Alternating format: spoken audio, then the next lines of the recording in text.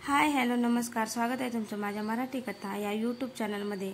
तर कथेचं नाव आहे घातक, भाग 3। चला तर मग कथेला सुरुवात करूया। का रे, काय झालं? सचिन झटकन उभा राहिला। सगळे माझ्याकडे पाहू लागले। हॉस्पिटलमध्ये रुग्णाची आणि नातेवाईकाची नेहमीची वर्दळ होती।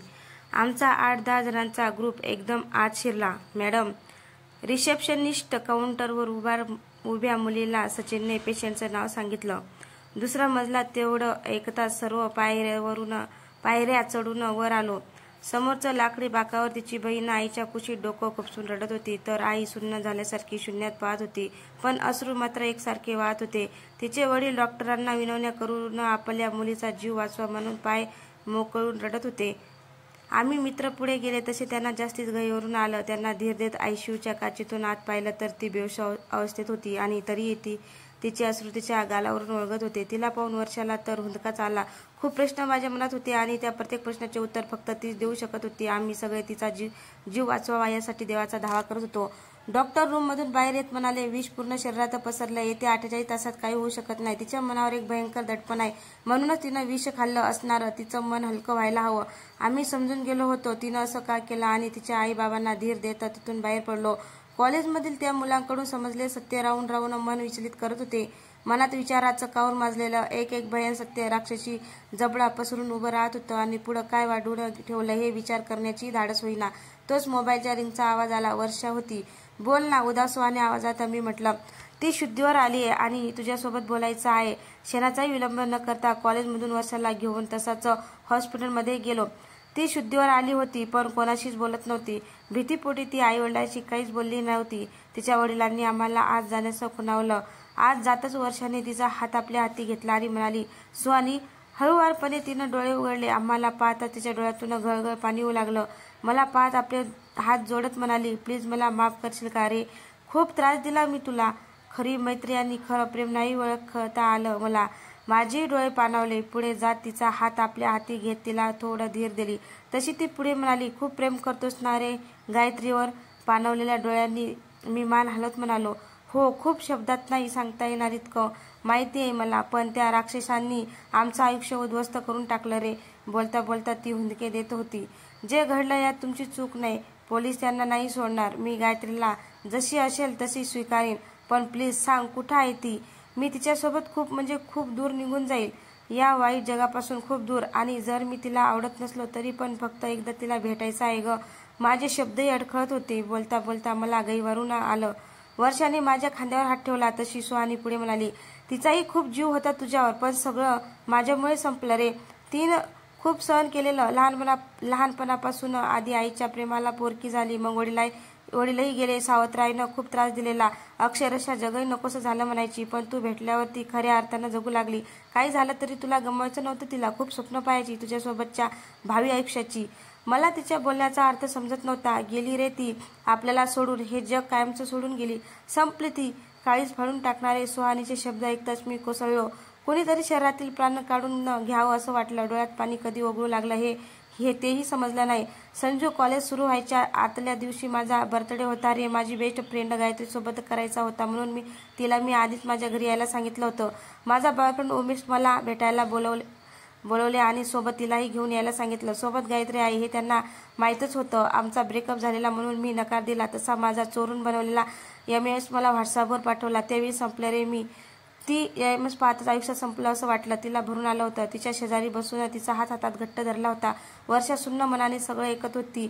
तशी सुहानी पुढे म्हणाली, एक मुलगी जेव्हा मनापासून प्रेम करते तेव्हा ती त्या मुलावर आपल्या जन्मदात्या आईबाबापेक्षा आणि देवापेक्षा जास्त विश्वास ठेवते। पण त्यांनीच माझा घात केला। मला जगासमोर असं उघडं करून टाकलं रे त्यांनी। त्यांच्या बर्थडेच्या दिवशी खाण्यातून मधून गुंगीचं औषध देऊन माझा असलेला व्हिडिओ बनवला। तिला गहिवरून आलं होतं।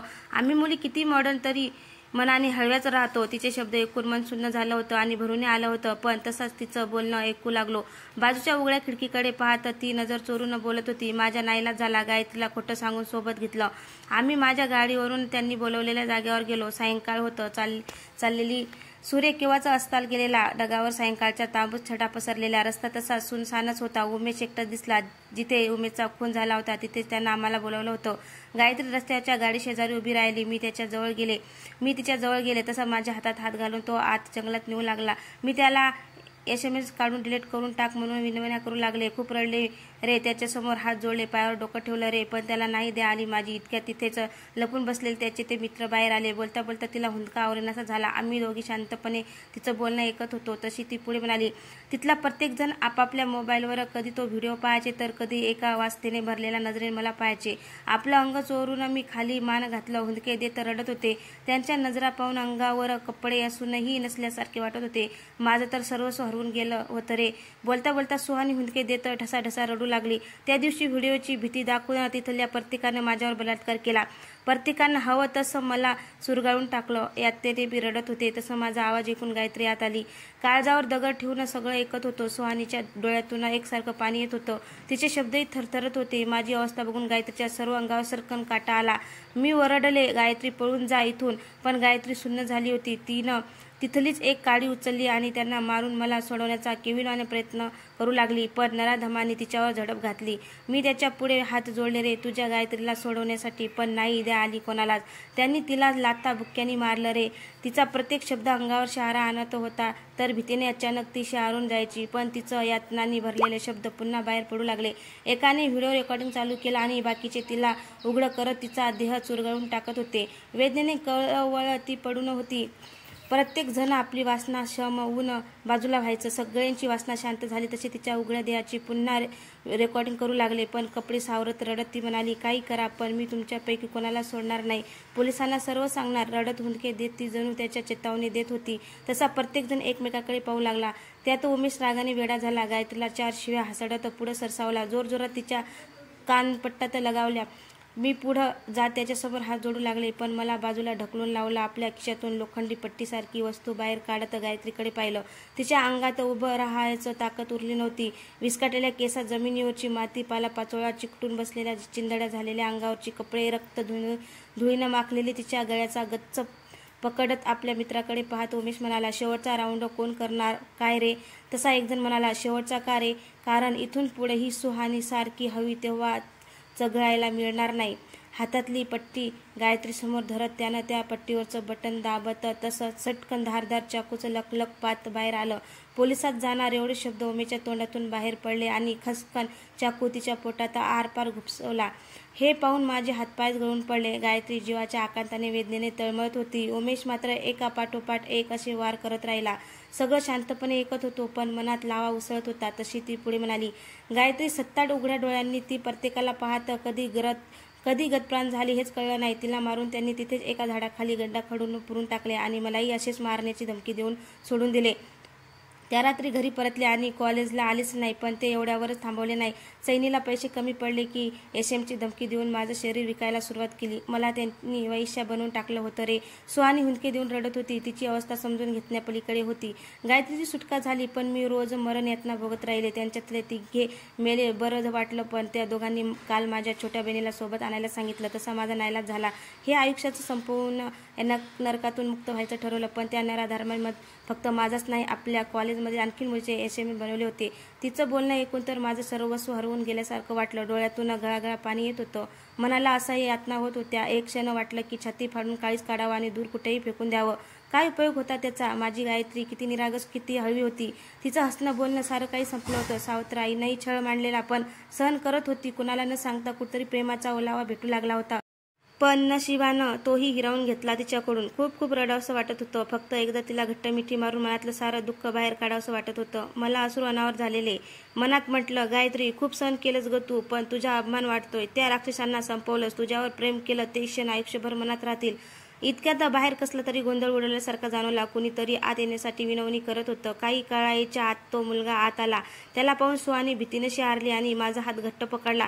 त्या मुलाचं अंग घामानं भिजलं होतं. कपडे चिखलाने बरबटले ले आणि ठिकठिकाणी फाटले होते. अंगावर खरचटल्याच्या जखमा आणि एका अनामिक भीतीने डोळ्यातून वाहणारं पाणी. मी त्याला पाहताच ओळखलं. तसा तो दोन्ही हात जोडत सुहानी समोर गुडघ्यावर बसत रडतच म्हणाला, सुहानी माफ कर मला. आमच्यामुळे तुझी ही अवस्था झाली, पण ती आम्हाला जिवंत सोडणार नाही.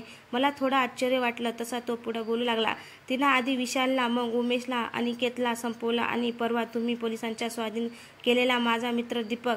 काल हॉस्पिटलमध्ये ॲडमिट. दीपकनं सर्जिकल ब्लेडने स्वतःवर अनेक वार करून घेतले आणि मग हॉस्पिटलच्या बिल्डिंगवरून उडी मारून आत्महत्या केली. पण मला माहिती आहे हे तिनं करायला भाग पाडलं. त्याचं बोलणं ऐकून आम्ही तिघही सुन्न झालो. कोणी केलं हे? तोच एक थंड वाऱ्याची झुळूक बाजूच्या खिडकीतून आत आली. माझं बोलणं ऐकून त्यानं माझ्याकडे पाहिलं. तसं तो शहारला. डोळ्यात एक भीती दाटली.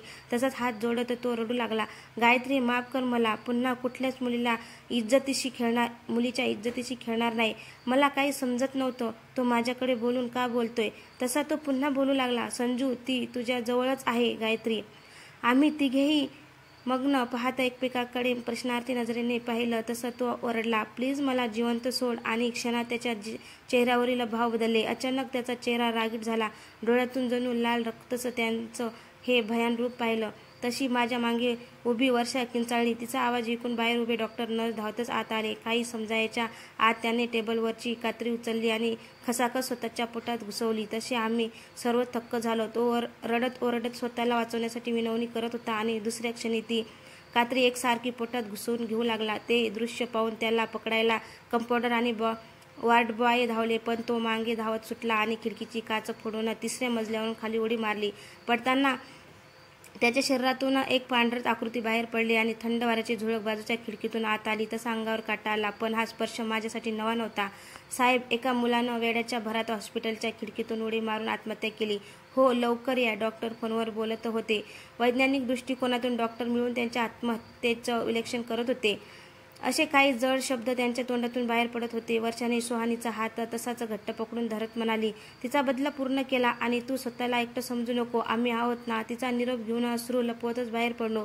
काळीज फाडून चिंधड्यात झालेलं का तिला संपवलं असेल? आईबाबांच्या प्रेमाला पोरकी झालेली माझी गायत्री का तिची थोडीशी द्या त्या पिशाच्यांना आली नसेल? तिचं गोड निरागस रूप आता कायमचं नजरेआड झालंय. पण या मनाला कसं समजावू? एक क्षण तिच्यापासून दूर राहण्याचा विचार सहन होत नव्हता. आणि आता तर हे एवढं मोठं आयुष्य कसं जगायचं एकट्यानं? एकच मार्ग आहे. हो, एकच मार्ग गायत्री, तुझ्यासाठीच. नाव मनात उमटला आणि निश्चय पक्का झाला. अंत करायचा. तिच्याशिवाय निरर्थक अशा या आयुष्याचा चालत एव्हाना तळमजलतल्या पार्किंगमध्ये पोहोचलो. खूप सारी वाहनं, दुचाकी एका रेषा दिसत होत्या. ट्यूबच्या परक्यात सर्व काही स्पष्ट दिसत होतं. पार्किंगमध्ये कोणीच नव्हतं. दूर गेटजवळ वयस्कर वॉचमन पांढऱ्या फायबर खोचे शरीर गोळा करून बसलेला. मी चालत गाडीपाशी येत वर्षाला विचारलं, खरं प्रेम करणारा शेवटी एकटाच का राहतो ग? बोलता बोलता मला गैरवरून आला. का असं होतं ग? पण जरी ती या जगातून गेली असली तरी मनातून कधी जाणार नाही. तिच्याकडे काहीच उत्तर नव्हतं. मागून येत तिनं फक्त माझा हात घट्ट पकडत थोडा धीर दिला आणि दुसऱ्या क्षणी माझ्या कानात हळुवारपणे कोणीतरी पुटपुटलं, जगासाठी या जगी नसले तरी तुझ्यासाठी तुझ्यापाशी असेल मी. तो आवाज गायत्रीचा होता. हो, गायत्रीचाच. मी चटकन ओळखलं. तिच्या तोंडून कळत न कळत बाहेर पडलेले शब्द जणू माझ्या गायत्रीचेच होते. गरकन मान वळून मागे वर्षाकडे पाहिलं, पण माझ्या स्वतःच्या नजरेवर विश्वास बसत नव्हता. ती बोलत होती आणि मी मात्र आश्चर्याने तिच्याकडे पाहत होतो. माझा हात आपल्या हातात घेत म्हणाली, प्रेम करते तुझ्यावर, म्हणून आजही मला मुक्ती नाही भेटली. रोज तुझ्या रूममध्ये बसून तुला पाहते. मला भेटायला तुझ्या मनाची तडफड जाणवते, पण नशीब नव्हतं माझं तुझ्याकडून प्रेम मिळवायचं. तिचा आवाज मी ओळखला. गायत्री. हो रे, मी गायत्री, तुझी प्रेमिका. फक्त एक करशील का रे माझ्यासाठी? तर मित्रांनो, तुम्हाला ही कथा कशी वाटली? कथा आवडल्यास लाईक, कमेंट, शेअर करायला विसरू नका. तसंच चॅनलवर नवीन असेल तर चॅनलला सबस्क्राईब करा. धन्यवाद. भेटूया पुढच्या भागात.